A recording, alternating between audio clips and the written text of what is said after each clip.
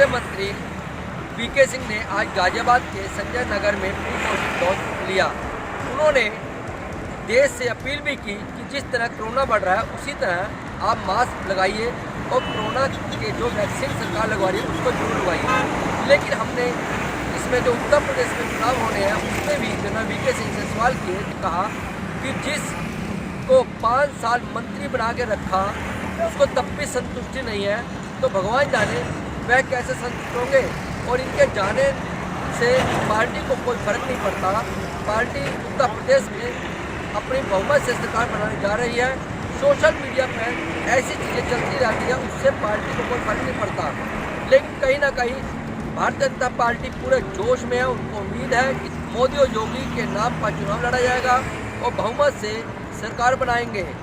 लेकिन जिस तरह कोरोना बढ़ रहा है उन्होंने जनता से भी अपील की है कि मास्क लगाइए और 2 गज की दूरी बना के रखें। और जैसे कि सरकार वैक्सीन लगवा रही है, सभी को वैक्सीन जरूर लगवानी चाहिए। गाजियाबाद से कैमरा पर्सन मनीष के संग मैं परवीन अरोड़ा, ANB न्यूज़ के लिए। उत्तर प्रदेश 2022 के विधानसभा चुनाव में सभी पार्टियां पूरी तरह से सराबोर हैं, यानी सत्ताधारी पार्टी हो या उसके विधायक, सबके कामों का हिसाब करने का समय आ गया है। साथ ही यह भी तय करना है कि समय किसने विकास को रफ्तार दी है और किसने सिर्फ अपनी कमाई को रफ्तार बढ़ाई है। जनता के सरोकार के लिए प्रयास कम किए हैं और पावर का गलत इस्तेमाल कर भ्रष्टाचार के बलबूते भरपूर काली कमाई जमा की है। बात हिसाब किताब की चल रही है तो एक ऐसे भाजपा विधायक के बारे में भी जान लीजिए जिसने भ्रष्टाचार का ऐसा तरीका सेट किया है जिसे सुनकर ईमानदारी का आमली जामा पहने प्रधानमंत्री नरेंद्र मोदी और CM योगी जी भी हैरान रह जाएंगे। विश्वास ना हो तो हमारी पूरी खबर देखिए। खबर देखने के बाद आप भी कहेंगे कि वाह विधायक जी वाह। यूपी के जनपद कासगंज जिले की ब्लॉक सदर के गांव अथैया में बनी इस इमारत को गौर से देखिए, क्योंकि इस इमारत में कासगंज सदर से भाजपा विधायक देवेंद्र राजपूत के भ्रष्टाचार की काली कमाई कहानी छुपी हुई है। सलमा को विधायक देवेंद्र सिंह राजपूत के सरकारी नुमाइंदों ने सलमा को कार्रवाई का आश्वासन देकर बेरंग वापस कर दिया। DM साहिबा हर्षिता माथुर से भी नहीं मिलने दिया। हालांकि DM हर्षिता माथुर ने जानकारी देते हुए बताया है कि अथैया पर विधायक निधि द्वारा रैन बसेरा बनाया गया है। जो भी कार्रवाई होगी वो कार्रवाई तत्काल की जाएगी। अब देखना होगा कि सलमा को उसकी ज़मीन कैसे मिलेगी और ज़रूरतमंदों को कड़कड़ाती ठंड में रैन बसेरा कैसे मिलेगा, यह तो नहीं। लेकिन भाजपा विधायक के भ्रष्टाचार दिमाग की दाद देने वाली फिलहाल भाजपा विधायक के इन्हीं दिमागी कारनामों की वजह से के चलते इनके टिकट काटने की भी चर्चा चल रही है। अब देखना होगा विधायक जी पर कार्रवाई होती है या नहीं, यह देखने वाला समय बताएगा। वीडियो जर्नलिस्ट अंकित पंडित के साथ मैं अतुल यादव, कासगंज। विधानसभा चुनाव को लेकर जनपद सिद्धार्थनगर की पुलिस पूरी तरह से सक्रिय है। पुलिस अधीक्षक डॉक्टर SB सिंह के आदेशानुसार आज कपिलवस्तु थाना क्षेत्र के कोतवाल भानु प्रताप सिंह व पैरामिलिट्री फोर्स और SSB के जवानों के साथ एरिया डोमिनेशन का कार्यक्रम किया गया, जिसके अंतर्गत कोतवाल के नेतृत्व में लगभग 2500 गाँव का भ्रमण किया गया और लोगों से मुलाकात कर आगामी चुनाव को लेकर बातचीत किया गया। वहीं कोरोना वायरस के नए वायरस ओमिक्रॉन के बारे में लोगों को जागरूक करते हुए भानु प्रताप सिंह ने कहा कि बचाव सबसे अधिक महत्वपूर्ण है। आप लोग मास्क लगाइए और उचित दूरी का प्रयोग करें जिससे कोरोना वायरस से लड़ा जा सके। ANB news Dharmveer Gupta, Siddharth. जिले में तेज रफ्तार का कहर थमने का नाम नहीं ले रहा है। ताजा मामला रायबरेली जनपद के महाराजगंज कोतवाली क्षेत्र के थुलवासा चौकी के पास का है, जहां पर एक मासूम अपनी दादी के साथ सड़क के किनारे बने घर पर धूप ले रहा था। तभी अचानक वो रोड पर चला गया, जहां पर अनियंत्रित ट्रक की चपेट में आने से उसकी दर्दनाक मौत हो गई। मौके पर पहुंची पुलिस ने शव को कब्जे में लेकर पोस्टमार्टम के लिए भेज दिया है। कैमरा पर्सन सैलन के साथ अमर प्रताप सिंह, ANB न्यूज, रायबरेली। मथुरा में 2022 के चुनाव को लेकर मथुरा प्रशासन के द्वारा अपराधियों के खिलाफ अभियान चलाया जा रहा है, जिसको लेकर थाना कोसी पुलिस को एक बहुत बड़ी सफलता हासिल हुई है। पुलिस के द्वारा अवैध शस्त्र की फैक्ट्री बनाने वाले 6 आरोपियों को पुलिस के द्वारा गिरफ्तार किया गया है, जिनके पास से भारी मात्रा में अवैध हथियार और कारतूस बरामद किए गए हैं, जिसको लेकर पुलिस के द्वारा आज मथुरा के वरिष्ठ पुलिस अधीक्षक गौरव ग्रोवर के द्वारा जानकारी देते हुए बताया गया है कि जिस तरह अपराधियों के खिलाफ जो अंकुश चलाया जा रहा है, जिसको क्योंकि प्रशासन को 2022 का चुनाव मथुरा जनपद में निष्पक्ष कराना है और जिसको लेकर अपराधियों के खिलाफ अभियान भी चलाया जा रहा है। उस अभियान को देखते हुए कोसी पुलिस को एक बहुत बड़ी सफलता हासिल हुई है और जिसमें करीब 6 आरोपियों को गिरफ्तार किया गया है। भारी मात्रा में अवैध हथियार और कारतूस बरामद किए गए हैं। मथुरा से रिंकू शर्मा।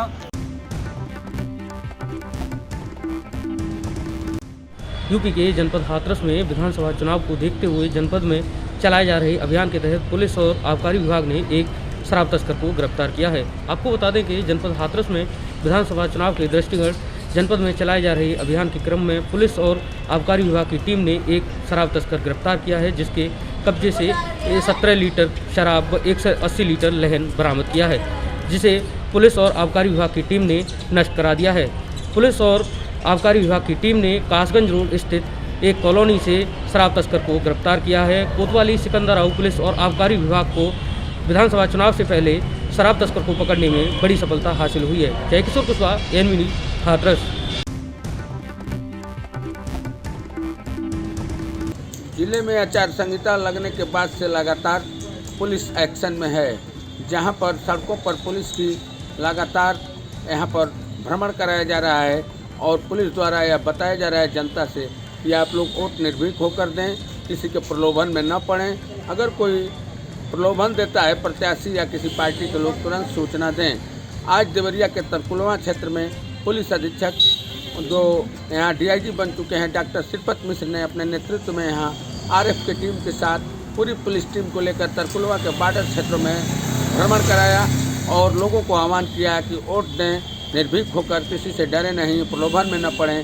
सीओ कपिल मुनि द्वारा अपने नेतृत्व में हजारों लीटर लहन नष्ट कराया गया है और इसको सीधा जोड़ा जा रहा है कि यह अवैध शराब, कच्ची शराब चुनाव में कहीं खलल न डाल दे। तो निश्चित तौर से पुलिस आचार संहिता के बाद एक्शन में आ चुकी है और हर जगह कहीं शराब की दबिश हो रही है तो कहीं सड़क पर पुलिस की पूरी टीम कैंपिंग करके लोगों को निर्भीक रहने का आश्वासन दे रही है और लोगों के दिल में एक अपनी पहचान बना रही है कि पुलिस आपके साथ है, आचार संहिता लागू है। कोविड के पालन के साथ साथ आप लोग यहाँ पर चुनाव में निर्भीक होकर मतदान करें। देवरिया से विशाल मिश्रा, एएनबी न्यूज़।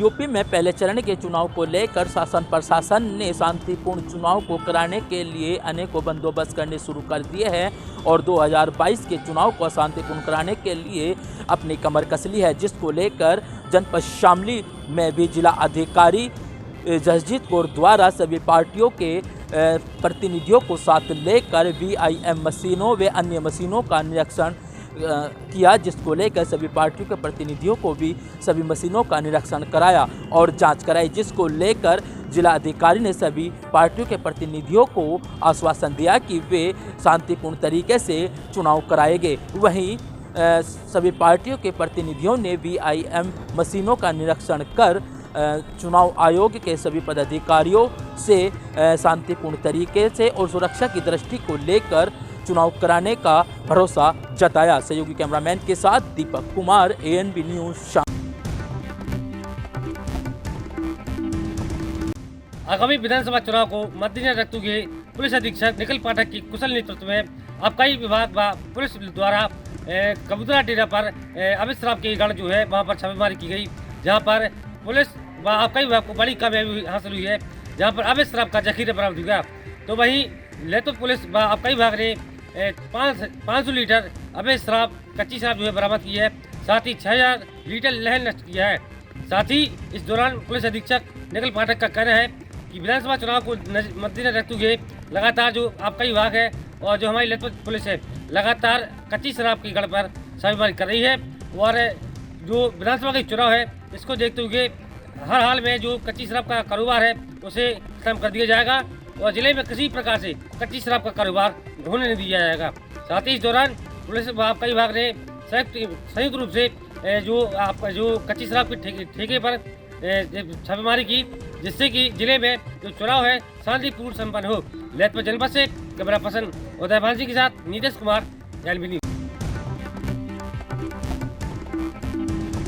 प्रदेश में 2022 के विधानसभा चुनाव की तैयारियां जोर शोर से की जा रही हैं, जिसको लेकर लगातार कई अफवाहों का दौर जारी है, जिसमें कभी बीजेपी तो कभी कांग्रेस तो कभी सपा में लगातार भगदड़ देखी जा रही है। मैं इस वक्त बीजेपी कार्यालय पलिया विधायक रोमी साहनी के वहाँ मौजूद हूँ और यहाँ पर विधायक जी मौजूद हैं। उनसे मैं बात करूँगा कि जिस तरीके से अफवाहों का दौर जारी है कि पलिया विधायक रोमी साहनी सपा में जा रहे हैं और साथ ही अरविंद गिरी जी भी मौजूद हैं मेरे साथ। और इस वक्त मैं बात करूँगा आखिर क्या कहना चाहेंगे जो अफवाहों का बाजार गर्म है। जी विधायक जी, किस तरीके से आप कहना चाहेंगे? क्या कहना है दादा, हम लोग यहाँ पलिया में अपना वोट मांग रहे हैं भारतीय जनता पार्टी के लिए और क्षेत्र में मोदी जी और योगी जी की जय जयकार हो रही है हर जगह। और मीडिया वाले लिख रहे हैं कि अरविंद गिरी जी और रोमी साहनी लखनऊ में इस्तीफा देने के लिए बैठे हैं। अब अरविंद गिरी जी भी यहाँ मौजूद हैं, इनसे भी पूछ लीजिए। भारतीय जनता पार्टी छोड़कर कहीं जाने का प्रश्न ही नहीं है। नहीं, आपकी तैयारियां किस तरीके से चल रही हैं? तैयारियां ये है कि पलिया और गोला ऐतिहासिक जीत दर्ज करने जा रही है भारतीय जनता पार्टी। चलिए, मेरे साथ इस वक्त विधायक जी अरविंद गिरी जी मौजूद है। विधायक जी, क्या कहना चाहेंगे आप जो अफवाहों का बाजार गर्म है? क्या कहा जाए, किसी बात का सर पैर हो तो उसके बारे में कोई बात की जाए। जो लोग ये अफवाह फैला रहे हैं उनकी भी जिम्मेवारी है। प्रिंट मीडिया है या इलेक्ट्रॉनिक मीडिया है, उनका भी जितने प्रमुख लोग हैं, माननीय विधायक जी का प्रकरण है तो उनसे वर्जन लेना चाहिए। ये नहीं कि किसी ने कुछ अफवाह फैला दी, उस पर लिख दिए, चलने के लिए लिख दिया, बोल पड़े कि हाँ फला आदमी। अरे फला आदमी की भी इज्जत है, प्रतिष्ठा है, जैसे आपके चैनल की प्रतिष्ठा है, तो आप लोगों को पूछना चाहिए। चलिए, बहुत बहुत धन्यवाद जानकारी देने के लिए। और आप सीधे तौर पर देख सकते हैं कि दोनों विधायक इस वक्त मौजूद हैं। दोनों का कहना है साफ तौर पर कि हम बीजेपी का दामन कभी नहीं छोड़ेंगे और इसके साथ एक बार 2022 में एक बार फिर बीजेपी की ही सरकार बनेगी और आने वाला वक्त बताएगा आखिर किसके सर पर जीत का सेहरा होगा। ANB न्यूज के लिए फारूक हुसैन, लखीमपुर खीरी। 2 बोरा भर के फिर पकड़ाई चाइना डोर। उज्जैन में चाइना मांझे के ऊपर प्रतिबंध लगा हुआ है। वहीं मध्य प्रदेश में सुप्रीम कोर्ट के आदेश के बाद चाइना डोर को प्रतिबंध किया गया, लेकिन उसके बाद भी व्यापारी नहीं मान रहे हैं, उसे चोरी छुपे बेच रहे हैं। वहीं कल महाकाल थाने के अंतर्गत CSP पल्लवी शुक्ला और बबलू मंडलोई के निर्देशन में चाइना मांझे पे एक सर्चिंग की गई, जहां पर 2 बोरा चाइना डोर के गट्टे वहाँ पाए गए हैं, जो कम से कम 50 चक्रियाँ हैं जो, और वो इंदौर गेट के एक जादव है जो घर के बाहर से बोरे में रखकर उसे बेच रहा था। वहीं पुलिस ने उन पर कार्रवाई करते हुए चाइना डोर को पकड़ा है और उनके ऊपर जो प्रत्यक्ष पर कार्रवाई की जा रही है और धारा 188 के अंतर्गत वो कार्रवाई भी की जाएगी। वहीं बता दें आपको, धारा 144 के अंतर्गत उज्जैन कलेक्टर ने उज्जैन संभाग के अंदर ही चाइना डोर पर प्रतिबंध लगा रखा है। उज्जैन से विजेंद्र यादव, ANB न्यूज।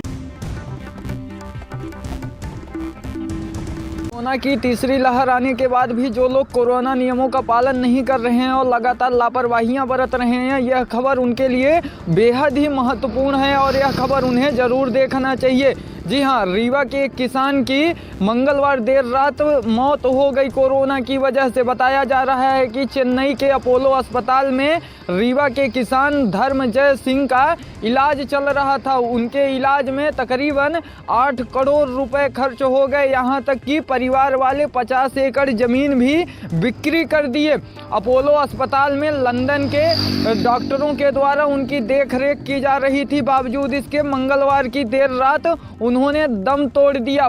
परिवार वालों के द्वारा बताया गया कि लास्ट अप्रैल 2021 में उनकी तबीयत बिगड़ी थी। उन्हें फिर एयर एम्बुलेंस के माध्यम से चेन्नई अपोलो अस्पताल ले जाया गया इलाज के लिए, जहां पर नवंबर और दिसंबर के बीच में उनके तबीयत पर कुछ सुधार हुआ था, लेकिन बाद में उनकी तबीयत फिर से बिगड़ने लगी। तब उन्हें एक्मो मशीन पर रखा गया, जिसका पर डे का खर्च 3 लाख रुपए था।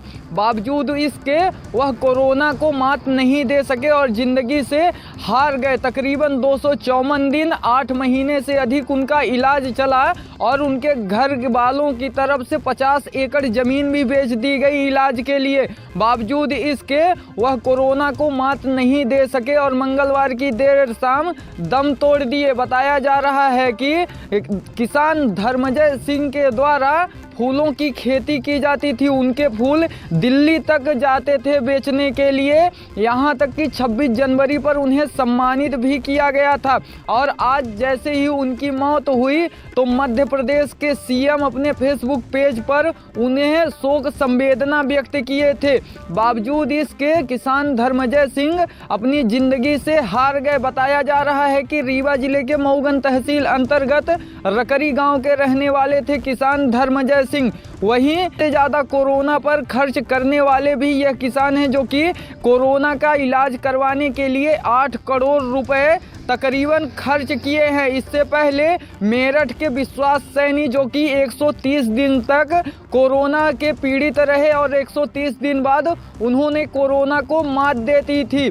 हालांकि जिस तरह से देखा जाए, अगर 8 करोड़ रुपए किसान के द्वारा खर्चा किया गया है, ये कहीं ना कहीं बहुत बड़ी बात है और एक छोटी सी लापरवाही जिंदगी से हाथ धोना पड़ सकता है। इसलिए कोरोना को मजाक ना समझें और कोरोना की सावधानियां बरतें, कोरोना गाइडलाइन नियमों का पालन करें। एक उदाहरण आप देख ही चुके हैं कि रीवा में जिस तरह से एक किसान जिंदगी से हाथ धो बैठे हैं, कहीं ना कहीं ये आप पर भी भारी ना पड़ जाए, इसलिए ये गलती कतई ना करें। एएनबी न्यूज के साथ संवाददाता विजय त्रिपाठी, रीवा।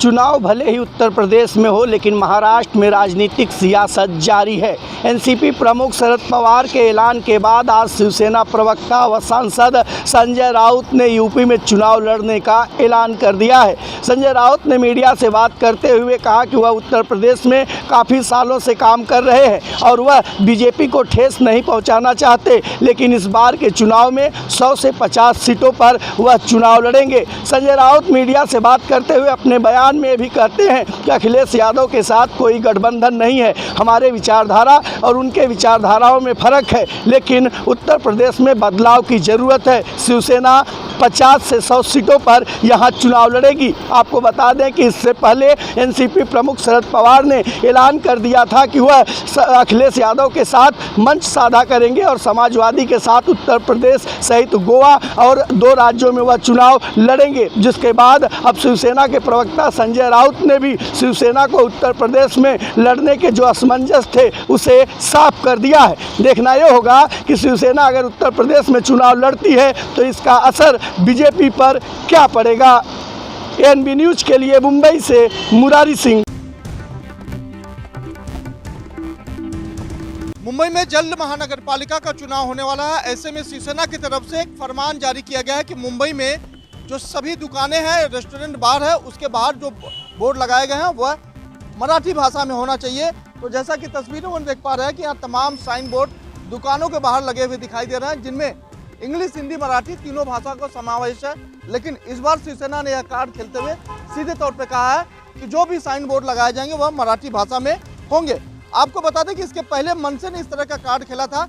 मनसे ने लगातार कोशिश की थी कि जो तमाम साइन बोर्ड लगे हैं वह मराठी भाषा में होना चाहिए, लेकिन मनसे की राह पर एक बार फिर से शिवसेना सामने आई है। शिवसेना लगातार यह कर रही है कि अब जो साइन बोर्ड लगाए जाएंगे वह मराठी में लगाए जाएंगे। इस प्रकार की बातें खुद कैबिनेट मंत्री सुभाष देसाई ने कहा है। सुभाष देसाई ने कहा है कि यह जो मामला है सभी मंत्रियों के साथ बैठक में पारित किया गया है, इसको पूरी जो है ताकत के साथ जो है मुंबई में लागू किया जाएगा। इसके पहले सुभाष देसाई ने कहा है कि यह कानून पहले लागू नहीं था, क्योंकि पहले ऐसा बताया गया था कि जिस होटल, रेस्टोरेंट, बार में 10 से कम लोग काम करते हैं वहाँ पर इस तरह के नियम लागू नहीं होंगे। लेकिन इस बार उन सभी लोगों के लिए लागू कर दिया गया है, चाहे एक दुकान में काम करने वाला एक शख्स हो या 10 लोग हैं, यानी कि सभी दुकानों में मराठी भाषा में आपको साइन बोर्ड लगाने होंगे। लेकिन जिस तरह से मुंबई में महानगर पालिका का चुनाव है, ऐसे में शिवसेना द्वारा एक बार फिर से मराठी कार्ड खेलने की कोशिश की जा रही है। हालांकि यह काम खुद मन से पहले भी कर चुकी है, लेकिन देखने वाली बात होगी कि किस तरह से पूरे मुंबई में इस तरह के कानून लागू किए जाते हैं। कैमरे पर्सन विनय सिंह के साथ मैं सोनी, मुंबई।